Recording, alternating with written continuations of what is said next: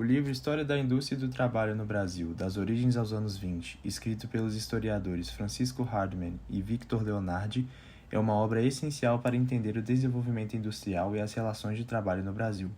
Francisco Hardman é um renomado pesquisador e professor, reconhecido por seus estudos sobre a história social e cultural do Brasil, com destaque para análises críticas sobre modernidade e capitalismo.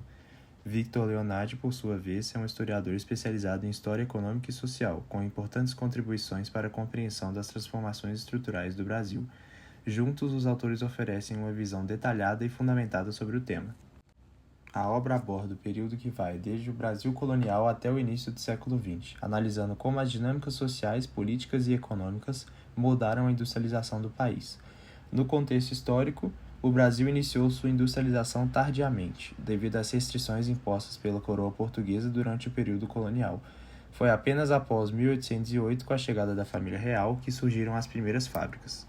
Além disso, o livro dá destaque às classes trabalhadoras e aos movimentos operários que emergiram nesse período, situando a luta de classes como um elemento central para compreender as transformações sociais e econômicas que acompanharam a industrialização brasileira. No século XIX, o Brasil iniciou sua industrialização em cidades como São Paulo, Rio de Janeiro e Salvador. As cidades funcionavam como centros econômicos, mercados de consumo e trabalho assalariado, essenciais para o lucro capitalista. A urbanização e a industrialização caminharam juntas, com fábricas substituindo o trabalho artesanal e rural, transformando paisagens e promovendo migração do campo para as cidades. Os polos urbanos tiveram papéis distintos na industrialização do Brasil. Rio de Janeiro foi a principal cidade até 1920, com rede de energia e serviços avançados devido à sua posição como sede do Império. Salvador e Recife foram centros comerciais ligados ao açúcar e ao algodão, com pequenas manufaturas surgindo no final do século. São Paulo cresceu rapidamente com a imigração, com o fim da escravidão e com o início da República, beneficiando-se de casas bancárias e mão de obra abundante. Belém teve sua economia atrelada à borracha, mas com industrialização ainda limitada. Minas Gerais e Juiz de Fora foram pioneiros em máquinas a vapor e produção têxtil. Rio Grande do Sul e Porto Alegre tiveram indústrias focadas em couro e alimentos, refletindo necessidades locais. E Santa Catarina teve pequenas fábricas têxteis impulsionadas pela imigração europeia. As fábricas foram implantadas principalmente em regiões urbanas, provocando uma reorganização do espaço industrial, geralmente em áreas próximas a rios, portos ou linhas de trem, essenciais para o transporte de matérias-primas e mercadorias. Essa localização também permitia que as fábricas se conectassem aos mercados consumidores nas cidades. A concentração das indústrias em determinadas regiões urbanas resultou no surgimento de bairros operários próximos às fábricas, onde os trabalhadores enfrentavam condições precárias de moradia.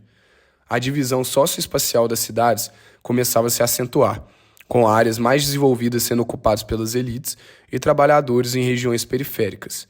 A paisagem urbana passou a refletir a presença industrial, com a construção de galpões e chaminés que simbolizava a modernização e o progresso, mas também a exploração e as desigualdades sociais. As condições de trabalho nas fábricas brasileiras eram extremamente degradantes. As jornadas eram excessivamente longas, muitas vezes passavam das 12 horas diárias e não haviam regulamentação para pausas ou limites de horas de trabalho. Os ambientes eram insalubres, com alta exposição a risco de acidentes devido às máquinas perigosas e à ausência de medidas de segurança. Essas condições contribuíram para o adoecimento físico e mental dos trabalhadores, que enfrentavam alta taxa de exaustão e imortalidade. Formas de resistência inicial dos operários foram criadas, como a organização de greves e protestos esporádicos, além da criação de associações de ajuda mútua. Um dos elementos centrais da formação da força de trabalho no Brasil industrial foi a imigração europeia. O governo brasileiro incentivou a vinda de trabalhadores imigrantes, especialmente italianos, portugueses e espanhóis, para suprir a mão de obra necessária às indústrias e ao setor agrícola, após a abolição da escravidão. Os imigrantes europeus trouxeram experiências industriais de seus países de origem, contribuindo para a disseminação de técnicas de trabalho e organizações sindicais. Porém, ao chegarem no Brasil, enfrentaram exploração semelhante à dos trabalhadores nativos, incluindo baixos salários, jornadas exaustivas e condições precárias de moradia. Apesar disso, sua presença foi fundamental para o fortalecimento das primeiras organizações de trabalhadores e para a difusão de ideologias socialistas e anarquistas no país. Com o crescimento da industrialização e da urbanização no século XIX, as cidades se tornaram ambientes de contradições sociais. Ao mesmo tempo que simbolizavam progresso e modernidade, também se tornaram espaços de precariedade e exclusão para os operários. O rápido crescimento populacional urbano, impulsionado pela migração do campo e pela chegada de imigrantes, gerou problemas de infraestrutura e agravou as condições de vida dos trabalhadores. Os trabalhadores operários enfrentavam uma realidade marcada por baixos salários, moradias inadequadas e alto custo de vida, o que os colocava em situação de vulnerabilidade constante. Essas condições adversas moldaram a identidade coletiva da classe operária, fomentando movimentos de organização e resistência. As fábricas frequentemente controlavam as moradias operárias, criando uma relação de dependência entre os patrões e os trabalhadores. As vilas operárias eram organizadas de forma a manter os trabalhadores próximos ao local de trabalho, mas não ofereciam nem condições adequadas de vida. Essa dinâmica reforçava a exploração da força de trabalho e limitava a mobilidade social dos operários. A segregação socioespacial era outro ponto, em que as elites urbanas ocupavam áreas centrais e bem estruturadas, enquanto os trabalhadores eram relegados às periferias.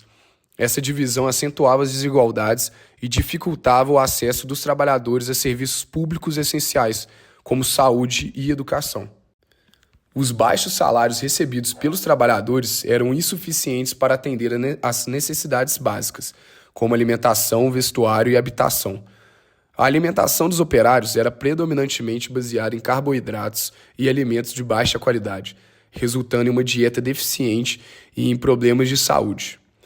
O aumento dos preços dos produtos de consumo, aliado à precariedade salarial, criava um ciclo de pobreza que dificultava a melhoria das condições de vida da classe trabalhadora. Outro ponto relevante era a estratégia de organização de cooperativas de consumo, criadas pelos trabalhadores como uma tentativa de reduzir os custos e aumentar o acesso a produtos essenciais. Essas iniciativas, embora limitadas, demonstravam a capacidade de resistência e a busca por soluções coletivas diante das dificuldades. O pauperismo urbano, crítico na sociedade trabalhadora durante o crescimento industrial, se manifestava entre a classe operária e as condições sanitárias precárias agravavam a vulnerabilidade dos trabalhadores.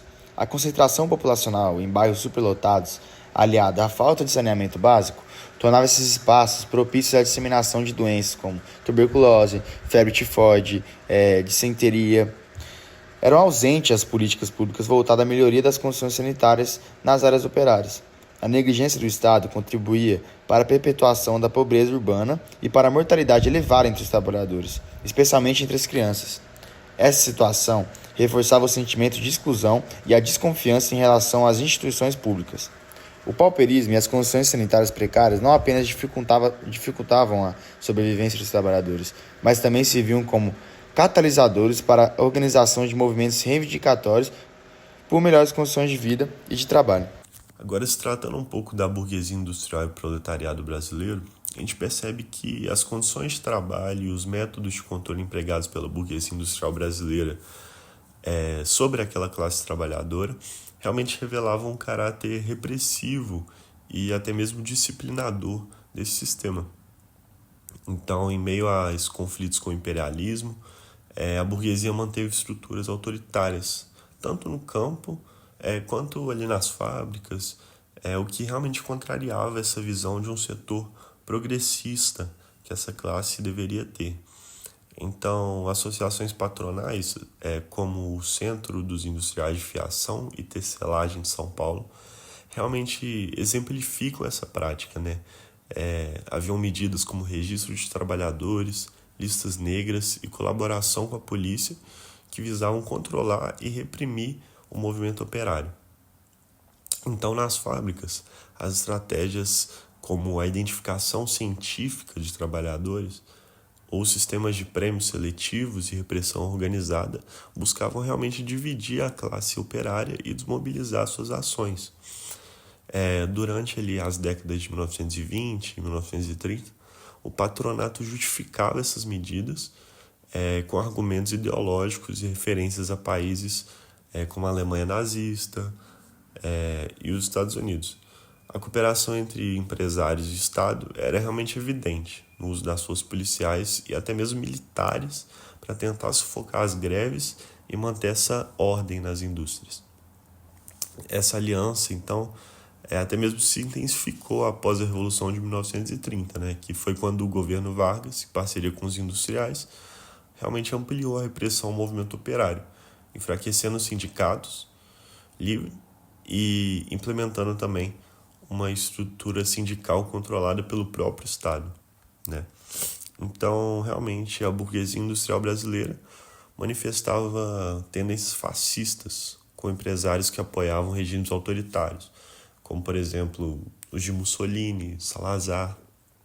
E essa ideologia reforçava até mesmo a repressão e a criminalização de trabalhadores organizados, frequentemente retratados como agitadores, como eles falavam, ou até mesmo criminosos.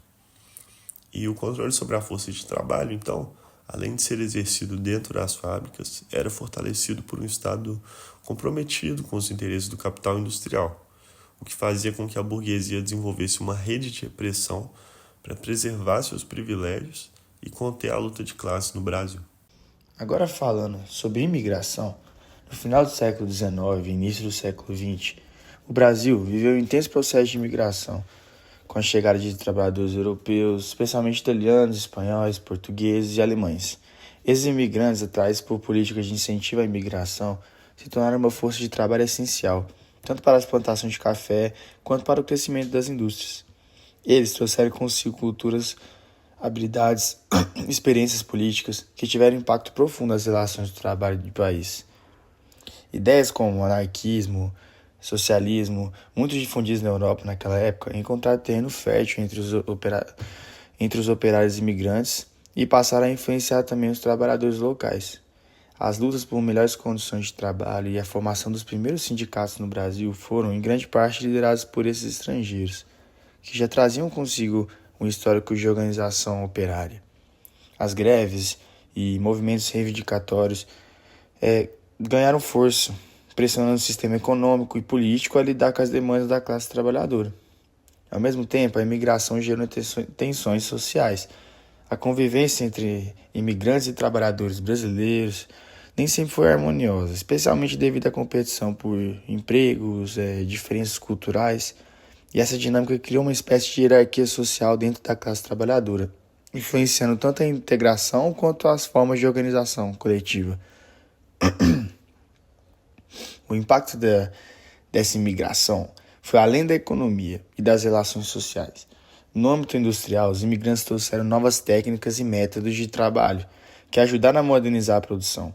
Suas experiências no movimento operário europeu serviram de modelo para o surgimento de uma consciência de classe no Brasil, que começava a tomar forma de maneira mais estruturada. Essa influência foi crucial para as primeiras conquistas trabalhistas e para a construção de uma identidade operária no Brasil. Então, esse internacionalismo e imigração se tornaram elementos centrais para entender o desenvolvimento da indústria e das relações de trabalho no Brasil, representando a interseção entre processos globais e transformações locais. E já no início do século XX, o Brasil testemunhou o surgimento dos primeiros partidos socialistas, impulsionados por um contexto de crescente industrialização e urbanização.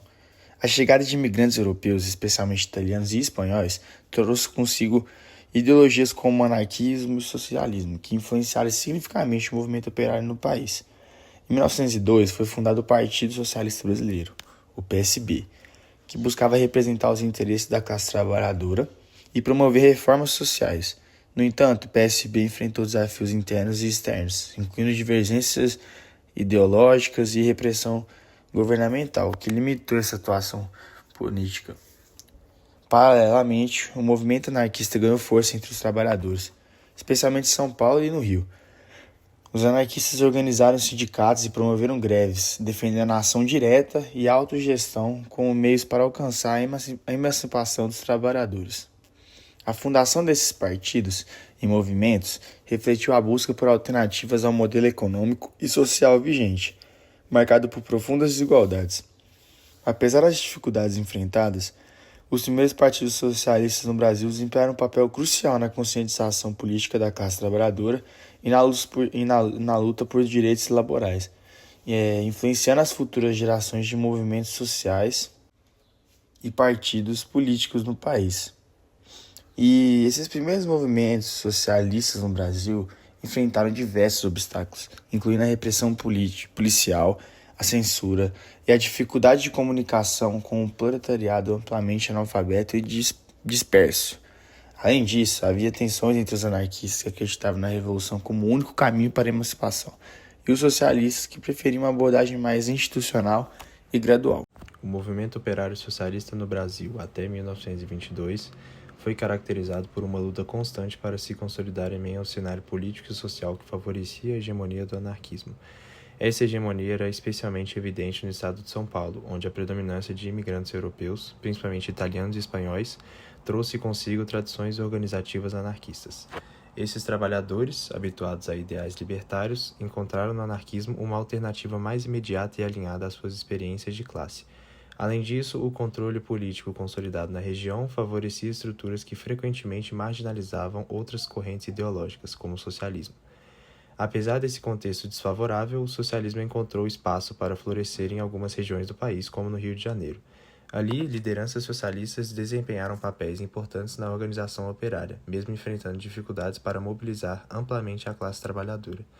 Estudos recentes destacam o papel desses líderes na formação de sindicatos e associações de trabalhadores, que buscavam resistir às precárias condições de trabalho impostas pela industrialização incipiente e pela exploração desenfreada.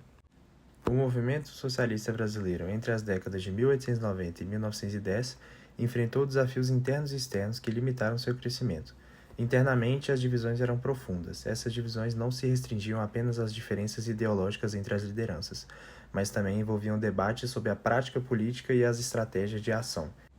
Enquanto o anarquismo rejeitava completamente qualquer aproximação com o sistema político e institucional, os socialistas viam na política formal uma possibilidade de avançar os interesses dos trabalhadores, o que gerava tensões frequentes.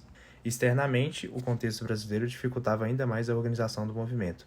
A industrialização era tardia e frágil, e o proletariado urbano, que era pequeno e disperso. A fragmentação regional do país também dificultava a articulação entre os diferentes núcleos socialistas, resultando em movimentos isolados e pouco coesos.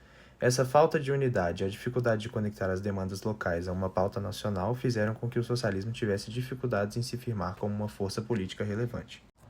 Uma das características mais marcantes do movimento socialista brasileiro foi a oscilação entre a crítica ao capitalismo e a busca por alianças práticas com setores reformistas. Essa postura gerava conflitos internos significativos que se manifestavam em disputas ideológicas entre correntes revisionistas, que defendiam uma abordagem mais pragmática e gradualista, e correntes revolucionárias, que insistiam em uma transformação radical da sociedade. Essas disputas internas evidenciavam a dificuldade do movimento em alcançar uma coesão que permitisse ampliar sua base de apoio e enfrentar os desafios impostos pelo contexto social e econômico.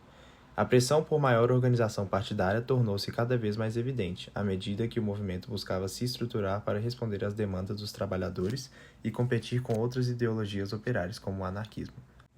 Líderes como Vicente de Souza e Pinto Machado emergiram como figuras centrais no movimento operário socialista. Esses líderes dedicaram-se à tarefa de consolidar o movimento, promovendo debates, organizando associações e tentando unificar os trabalhadores em torno de uma agenda comum. Vicente de Souza, por exemplo, teve destaque em iniciativas voltadas para a educação dos trabalhadores e a disseminação das ideias socialistas por meio de publicações e encontros. No entanto, as iniciativas dessas lideranças frequentemente esbarravam em limitações estruturais, como a falta de apoio institucional, a repressão do Estado e as condições econômicas que dificultavam a mobilização operária. Além disso, a resistência de outras correntes, como o anarquismo, e as tensões internas entre os próprios socialistas enfraqueciam ainda mais as suas ações. A greve de 1912 é um exemplo emblemático dos esforços socialistas para promover a colaboração de classes e conquistar avanços concretos para os trabalhadores. Essa greve, marcada por demandas como melhores condições de trabalho e aumento salarial, simbolizou a tentativa de unir diferentes setores da sociedade em prol de reformas econômicas e sociais. Mas também a greve revelou os limites dessas estratégias. A hegemonia do patronato e do Estado impôs barreiras significativas, dificultando a consolidação de conquistas duradouras. Além disso, o trabalhismo, embora alinhado a alguns princípios socialistas, muitas vezes não conseguiu superar as contradições internas e as resistências das elites econômicas e políticas do país. O movimento operário socialista no Brasil não pode ser compreendido isoladamente do contexto internacional. As disputas ideológicas entre correntes revisionistas e revolucionárias que eram centrais na Europa no final do século XIX também influenciaram o Brasil. No entanto, essas disputas assumiram características próprias devido às condições específicas do país, como a industrialização tardia, a fragmentação regional e a estrutura econômica predominantemente agrária. Essas condições fizeram com que o socialismo brasileiro se desenvolvesse de forma diferente, adaptando-se às peculiaridades locais e buscando formas alternativas de mobilização e organização.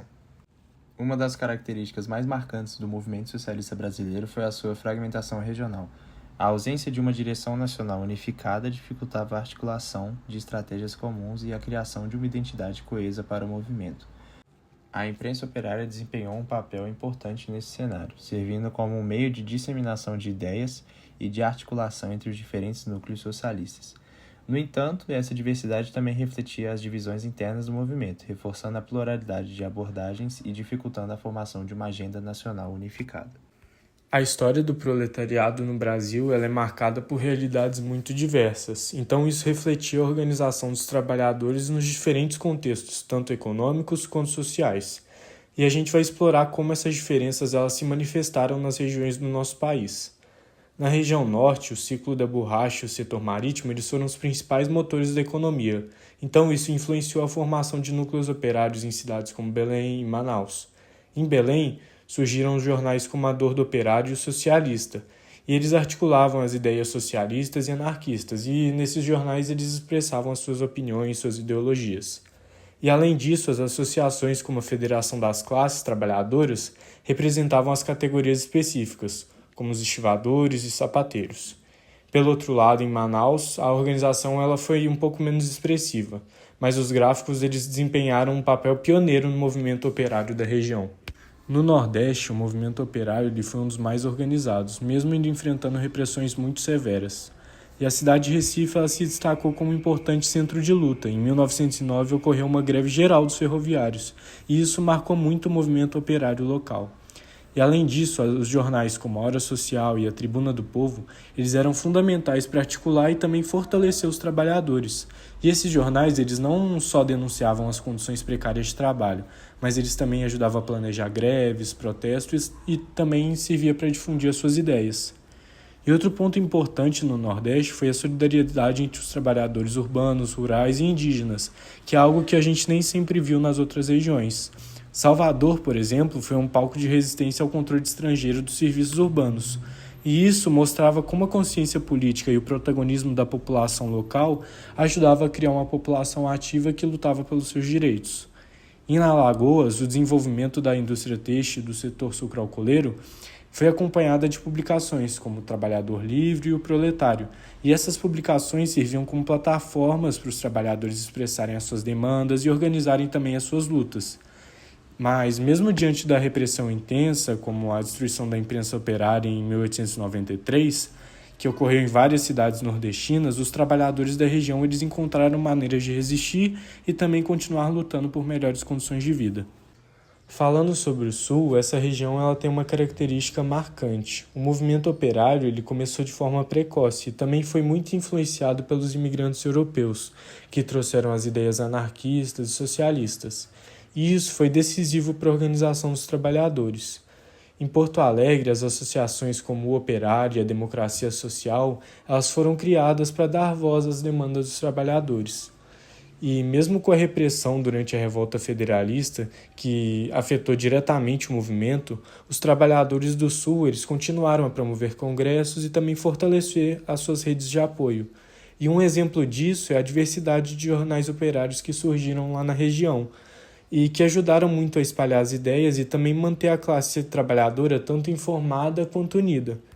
E além disso, as condições econômicas do Sul, que tinham uma economia diversificada, que incluía indústrias urbanas, setor agrícola, criaram um proletariado heterogêneo. E essa diversidade ela refletia nas pautas de luta, que incluíam questões salariais, melhorias das condições de trabalho, carga horária e entre outros.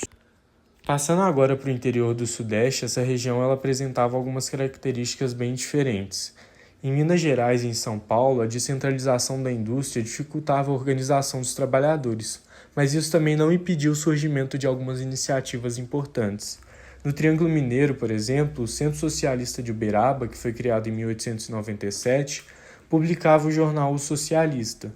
E esse jornal ele era uma plataforma tanto para denunciar as desigualdades sociais, mas também para criticar a concentração de riquezas que tinha naquela época. No interior de São Paulo, algumas cidades como Campinas e Salto, elas se destacaram pelas associações mutualistas, e a gente pode citar a Sociedade Italiana de Mútua Assistência. E essas organizações, elas não só ofereciam apoio financeiro em alguns momentos de dificuldade, mas elas também funcionavam como espaço de organização política para os trabalhadores. Em Minas Gerais também é válido falar as iniciativas no setor de mineração, que também contribuíram muito para a formação de um movimento operário local, com tentativas de organização e luta por melhores condições de trabalho. O movimento operário no Brasil, ali entre o final do século XIX e início do século XX, ele teve um papel muito importante, tanto na política quanto na cultura. Ele não só foi uma resposta às condições impostas pelos patrões, mas também uma força que criou a sua própria identidade, e era baseado na luta pelos direitos. E essa identidade ela era mostrada principalmente em greves, comícios e celebrações. E a gente pode citar o 1º de Maio, que se tornou um símbolo da mobilização dos trabalhadores. E essas ações elas tinham muitas influências das ideias como anarquismo e socialismo, e ajudavam os trabalhadores a se organizarem e também a se posicionarem de forma mais crítica e combativa perante a sociedade. As ruas elas eram o principal espaço onde essas lutas aconteciam. Então lá os trabalhadores buscavam, lutavam por melhores condições de vida e também de trabalho. Mas o movimento operário ele não era só sobre luta política. O lazer ele também tinha um papel muito importante. As atividades de lazer elas eram muito variadas e mostravam a diversidade que existia na classe trabalhadora. Então tinham piqueniques, festivais, festas folclóricas, carnaval, futebol de várzea. Então essas eram algumas das formas de diversão do povo. E esses momentos eles não eram só para descansar, mas também eles fortaleciam os laços entre os trabalhadores. E muitas vezes essas atividades elas também misturavam com encontros políticos e culturais, onde as questões sociais elas eram discutidas e até mesmo de forma indireta, como no carnaval ou nas festas populares. O movimento operário ele também foi responsável por criar espaços específicos também para sua própria cultura. Então, por exemplo, o teatro operário ele tinha um papel fundamental nesse processo, com peças que abordavam temas sociais e libertários também. E essas peças elas retratavam a dura realidade dos trabalhadores e também buscavam sensibilizar a população para a necessidade de mudança. E o teatro operário ele não só proporcionava entretenimento, mas também ele servia como meio de conscientização, além de ser uma forma de resistência às condições impostas pela sociedade burguesa. E a imprensa operária ela também foi outro pilar muito importante, com os jornais como a Plebe e a Voz do Povo, que eles eram fundamentais para a disseminação das ideias do movimento. E esses jornais eles eram um veículo de propaganda revolucionária, e eles também cumpriam um papel educacional, combatendo o analfabetismo, que era uma realidade presente em grande parte da classe operária. Mas, como muitos outros movimentos sociais da época, eles enfrentaram grandes dificuldades financeiras e também grande repressão policial, o que dificultava a continuidade do trabalho. A literatura e a música elas também foram fundamentais para a formação da identidade operária. Os autores como Fábio Luz e Avelino Foscolo eles escreveram sobre a exploração do trabalhador e abordavam as desigualdades sociais e a opressão sofrida pela classe. Já a música, pelo outro lado, ela foi outro meio de resistência e também de expressão. Bandas como a Lira da Lapa, elas ajudaram a fortalecer a integração cultural entre os trabalhadores e também a difundir as ideias da luta. E essas manifestações culturais, junto com o teatro e a imprensa, elas ajudaram a construir um movimento operário mais coeso, com uma identidade própria e também com uma visão crítica da realidade em que as pessoas viviam. E além dessas expressões culturais, o movimento operário ele também se dedicou à educação. E um dos marcos importantes foi a criação das escolas livres, especialmente promovidas pelos anarquistas. E essas escolas, elas tinham um ensino laico e crítico, e era totalmente voltado para a emancipação cultural dos trabalhadores e das suas famílias. E a ideia era formar uma classe trabalhadora mais consciente de seus direitos e também capaz de lutar por suas reivindicações.